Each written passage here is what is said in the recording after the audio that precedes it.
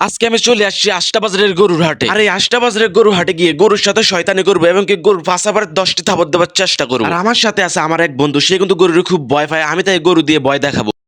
Hey guys, আসসালামু আলাইকুম, welcome to my Tanvir official blog video. আমরা গরুর হাটে ঢোকার সাথে সাথে দেখতে পেলাম একটা গরু অসুস্থ হয়ে শুয়ে আছে। আর গরুর পাশে দেখে ডাক্তার ইনজেকশন নিয়ে গরু রান বেড়াই দিতেছে। গরুর মালিক খুবই চটপট করতেছে, কারণ এই সময় একটা গরু মারা গেলে তাদের ব্যবসায় লাভ বলতে কোনো কিছুই থাকে না। গরুর এই অবস্থা দেখে আমাদের কাছেও খুব খারাপ লাগলো, যার যায় সেই বুঝে এটা কতটা যন্ত্রণা। তো আমরা এখান থেকে চলে আসি। আর একটা সিরিয়ালে অনেকগুলো গরু, আর এখান থেকে আমি 10টা গরুর পাশে বেড়া 10টা থাপ্পড় দিব আস্তে আস্তে। দেখতে পারছেন যে আমি গরুর পাশায় আস্তে আস্তে থাপ্পড় দিতেছি, কিন্তু গরুগুলো ভদ্র হওয়ার কারণে আমাকে আর পিছের পা দিয়ে লাথি দিল না। আর এরকম ভদ্র গরুই আমরা প্রতিটা হাটের মধ্যে চাই, যাতে তাদের থাপ্পড় দিতে পারি। কত পোলাফান দেখলাম গরু চিপা চুপা দিয়া চলে যায়, আবার গরুর নিচ দিয়েও চলে যায়, কিন্তু আমার বন্ধুর মতো গরুর এত ভয় পাওয়ার মতো আর পোলাফান আমি দেখি না। সে আমার ধরা ছাড়া গরুর সামনে দিয়ে যাইতেই পারে নাই, তাই এই উসিল্লা আমি তারে কত গরুর ভয় দেখাই।